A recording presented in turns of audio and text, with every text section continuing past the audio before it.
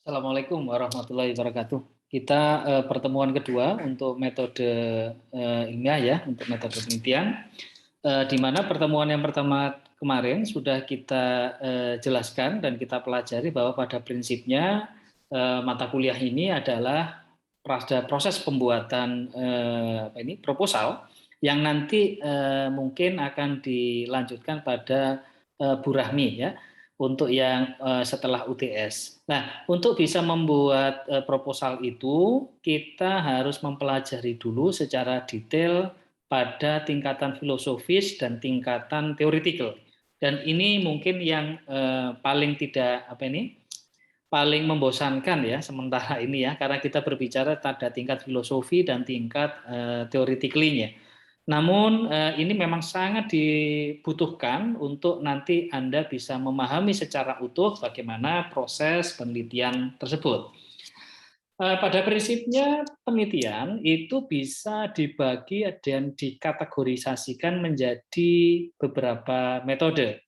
Yang pertama adalah metode kuantitatif dan kualitatif, di mana pada metode ini pendekatannya juga berbeda-beda. Nah, pendekatan dari kuantitatif dan kualitatif ini pada prinsipnya dibedakan pada bagaimana aksioma atau theoretical dasarnya itu dibangun, kemudian bagaimana proses penilaian dari suatu riset itu. Karena kalau kualitatif itu sifatnya adalah quality yang diinginkan, sehingga metodenya biasanya menggunakan metode-metode yang survei misalnya ataupun misalnya pengamatan itu kualitatif. Namun kalau kuantitatif, penelitian yang menghitung menggunakan angka dan kita harus menganalisis ada ring, protein misalnya 12%, 13%, 16% itu adalah di kuantitatif. Sedangkan kalau yang apakah ini kualitasnya baik atau buruk, performa masyarakat itu dapat menerima atau tidak produk perikanan ini dan yang lain itu adalah pada tingkatan kualitatif. Jadi pada prinsipnya ada dua pendekatan penelitian. Yang pertama adalah kuantitatif dan kualitatif. Kemudian kalau kita lihat beberapa perbedaan yang lebih mendasar dari dua model pendekatan ini adalah bisa kita lihat dari secara realitinya, di mana metode kuantitatif ini biasanya dia hanya mengkuantifikasi saja. Pendekatannya nanti akan melihat dan pengamatan, jadi teramati ataukah tidak. Sedangkan kalau kualitatif itu lebih banyak yang harus kita lihat, sangat dinamik. Contoh misalnya penelitian terkait apakah ikan pada misalnya bulan ini akan berbeda dengan bulan depan, pengaruh musim terhadap hasil tangkapan, maka semuanya ini menginginkan bentuk-bentuk yang pendekatannya tidak tunggal. Kita harus mempertimbangkan misalnya arah angin, mempertimbangkan kapal, mesin kapalnya, dia bisa berapa lama di laut, kemudian apakah tangkapannya itu jaringnya itu menggunakan apa dan yang lain itu. Jadi pendekatannya sangat dinamis dan banyak.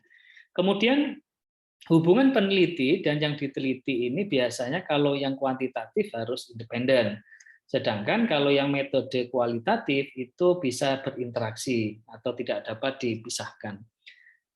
Hubungan variabelnya itu sebab akibat, sedangkan kalau yang metode kualitatif itu dia timbal balik. Jadi independen ini maksudnya kalau misalnya Anda perlakuan pengaruh suhu terhadap misalnya protein, maka suhu dan protein itu tidak saling kemudian bisa dikontrol. Jadi mereka adalah sebab akibat. Ingat, variabel itu ada dua, variabel terikat dan variabel bebas. Jadi suhu sekian menghasilkan protein 20 misalnya, maka 20 itu adalah hasil dari suhu. Jadi ada sebab akibatnya. Yang menjadi sebab adalah suhunya, yang menjadi akibatnya adalah proteinnya. Gitu ya. Kemungkinan Kemungkinan dari generalisir ini biasanya akan dapat disimpulkan dengan mengeneralisir atau menganggap sama pendekatannya. Oleh karena itu, untuk bisa digeneralisir, satu penelitian itu membutuhkan replikasi supaya bahwa ternyata memang hasilnya itu konsisten, begitu ya. Itu yang sangat penting untuk diingat. Kemudian peranan nilainya cenderung bebas dan kalau yang kualitatif itu terikat nilai. Intinya begini, kalau kualitatif itu membayangkan penelitian itu enaknya meskipun ya pada penelitian eksak seperti perikanan itu biasanya sangat jarang kita kualitatif ya. Jadi meskipun tidak berarti bahwa di perikanan itu tidak menggunakan pendekatan kualitatif. Nah, contohnya itu biasanya di bidang-bidang sosial, ekonomi maupun yang hukum biasanya menggunakan metode risetnya itu pendekatannya kualitatif. Sehingga nanti kalau Anda pergi ke toko buku misalnya nanti ada penelitian kualitatif dan penelitian kuantitatif biasanya itu akan ada. Jadi membahas secara detail kuantitatif dan kualitatif. Kalau yang eksak sebab akibat pengaruh A terhadap B kemudian suhu terhadap protein, terhadap lemak itu biasanya menggunakan pendekatan yang kuantitatif. Jadi kuantitatif itu mudahnya untuk yang golongan eksak begitu ya, mudahnya tapi tidak selalu begitu. Untuk yang golongan sosial atau ekonomi menggunakan pendekatan kualitatif. Kemudian kalau kita lihat dari bagaimana kita mendesain dari karakter penelitiannya, maka metode kuantitatif itu spesifik dan jelas. Namun tentu saja kalau kita berkaca pada yang kualitatif, yang untuk penelitian-penelitian sosial, itu fleksibel dan umum.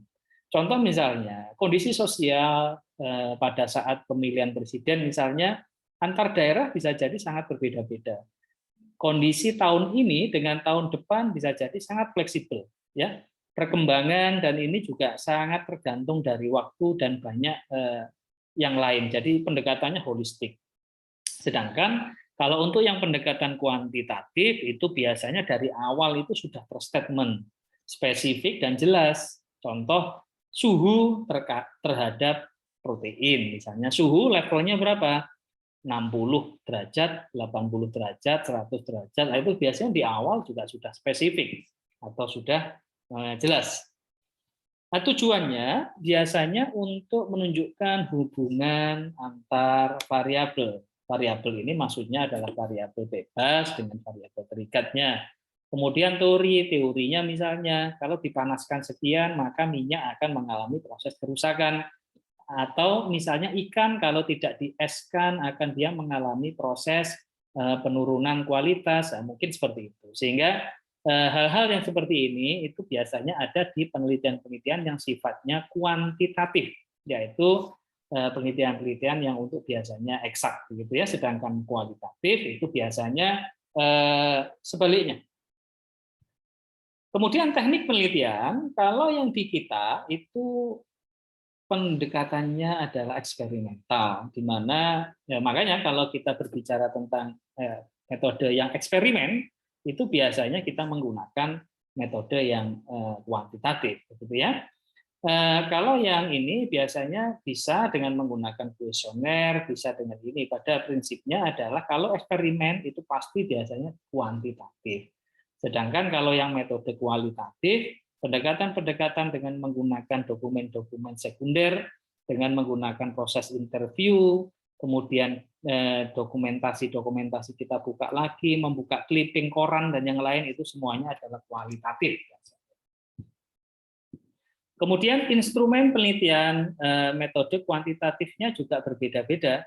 Metode kuantitatif itu biasanya dengan menggunakan tes, ya, uji protein dengan menggunakan gejeldal, dengan menggunakan FTIR, dengan menggunakan kalau lemak misalnya dengan menggunakan goldfish, coklat, dengan menggunakan GCMS, HPLC, misalnya mikrobiologi, dan itu semuanya adalah uji-uji tes, ya. Namun wawancara dan yang lain juga bisa digunakan untuk mendapatkan data-data yang penelitian kuantitatif. Salah satunya adalah Jika Anda menguji organoleptik, pada prinsipnya kan kita wawancara atau kita survei dengan menggunakan teknik pengisian, gitu ya. Nah, ini nanti akan sangat berpengaruh pada uji-ujinya dan jenis dari penelitiannya. Jadi yang perlu diperhatikan adalah bahwa setiap penelitian mempunyai kekhasan tersendiri, tesnya bagaimana, terus ciri khasnya bagaimana, dan yang lain. Kalau di THP, itu yang paling banyak, hampir 99% mungkin adalah penelitian yang kuantitatif, bukan kualitatif ya. Secara umum itu adalah kuantitatif research.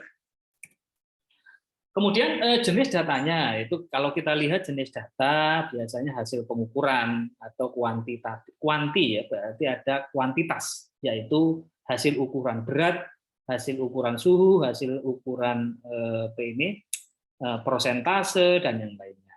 Namun kalau metode yang kualitatif itu deskriptif, tidak terlalu clear, tidak terlalu jelas, namun jelas di sana ada dokumen-dokumen pencatatannya. Hasil pengukuran variabel kalau Anda riset dengan menggunakan misalnya ada penggaris, ada suhu yang diukur, ada misalnya protein yang diukur, dan yang lain tentu saja adalah metode kuantitatif. Jadi pada prinsipnya kali ini kita akan membahas Anda mengetahui, jadi tujuan perkuliahan untuk yang tatap muka ini sederhana, hanya Anda harus bisa memahami mana penelitian yang kuantitatif dan mana penelitian yang kualitatif. Dan saya ingin menekankan bahwa penelitian di THP pada prinsipnya hampir semua adalah penelitian-penelitian yang kuantitatif. Sedangkan untuk penelitian yang ilmu sosial ekonomi umumnya menggunakan metode pendekatan yang kualitatif. Kemudian jenis sampel itu banyak hal kita bisa menganalisis. Contoh misalnya metode kuantitatif biasanya kita sampelnya banyak. Karena apa? Karena kita menginginkan kekonsistenan, ya. Jadi kalau tidak boleh kita mengambil data yang sangat kecil kemudian menyimpulkan. Ingat tadi bahwa proses kuantitatif penelitian itu harus generalize atau mengeneralisir. Sehingga kalau suhu seharusnya akan berpengaruh terhadap ini, maka itu betul-betul harus representatif dan betul-betul memang sesuatu yang kita rancang, gitu ya. Nah, untuk itu pada proses penelitian kuantitatif itu harus ada perancangan percobaan, atau pada mata kuliah yang lain itu adalah rancop perancangan percobaan. Yaitu harus ada. Ya, metode kualitatif seperti itu juga. Dia tidak perlu banyak kalau kualitatif itu. Ada fenomena kecil saja, itu sangat menarik untuk dilihat. Ini perbedaan antara kuantitatif dan kualitatif. Contoh misalnya, kalau Anda penelitian misalnya di pangan, ya, ada satu data yang kok beda, ya, maka data ini ada kecenderungan untuk dihilangkan saja. Atau datanya ini data pencilan, data yang merusak, ya, dihilangkan. Tapi kalau kualitatif itu menarik, justru yang dicari adalah data-data yang tidak umum itu. Ya, contoh misalnya dalam masyarakat itu kok orangnya baik-baik ya, Indonesia terkenal ramah dan yang, tapi kok tahu-tahu ada 1-2 orang atau satu suku misalnya yang sangat misalnya ya sangat bengis, orangnya itu sangat bengis.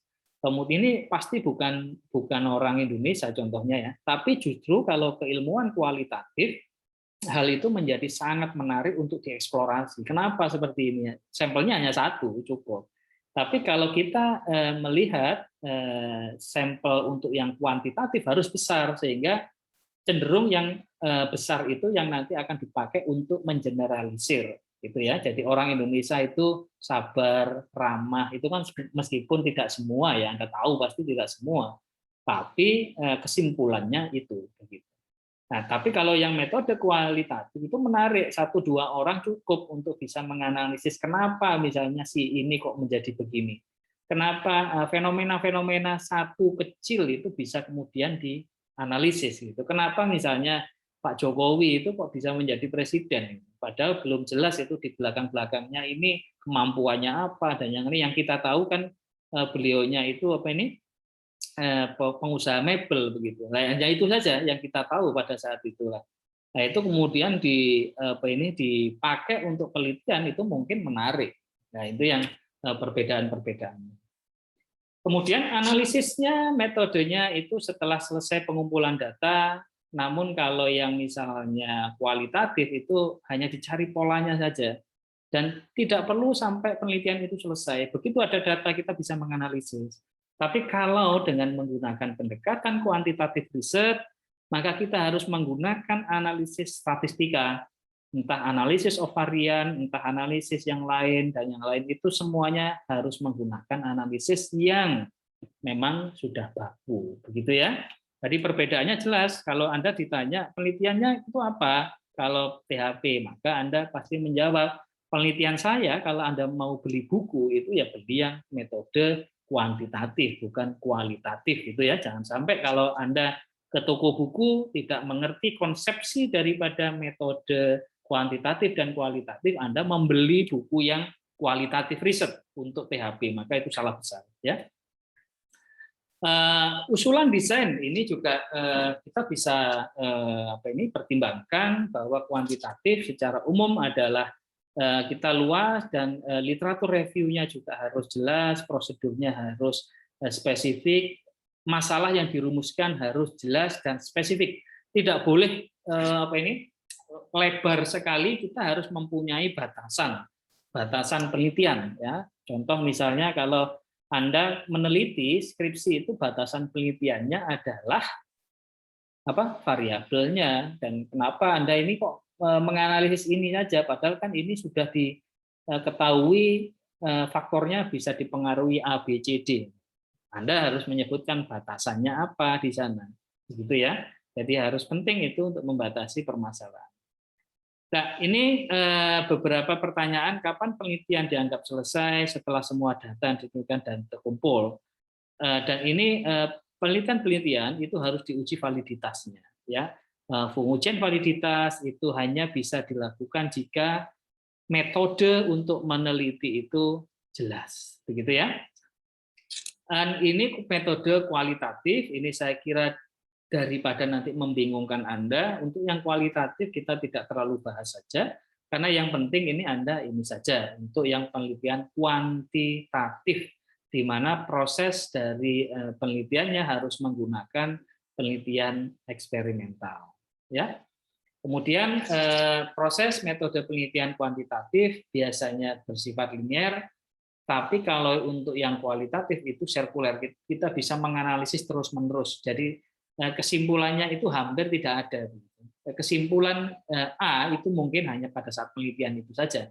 Tapi kalau di hari yang lain mungkin akan berbeda-beda, begitu ya.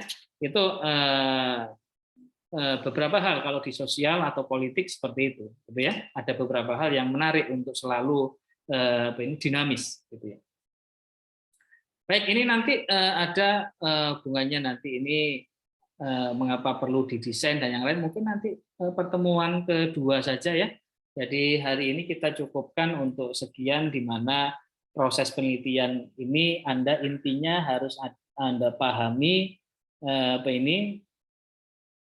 penelitiannya ada dua metode. Yang pertama adalah metode kuantitatif dan metode kualitatif, di mana metode kualitatif ini digunakan untuk sosial, ekonomi, biasanya menggunakan budaya, politik itu menggunakan yang metode kualitatif. Sedangkan anak-anak THP, orang-orang perikanan selain sosek ya, itu biasanya dia pendekatannya adalah penelitian yang sifatnya kuantitatif yang menggunakan eksperimental biasanya. Baik, demikian mungkin untuk dikit perkuliahan yang kedua kali ini. Selanjutnya jika ada pertanyaan ataupun diskusi, silahkan kita bahas di Google Class ya. Saya akhiri, bila taufiq wal hidayah. Assalamualaikum warahmatullahi wabarakatuh.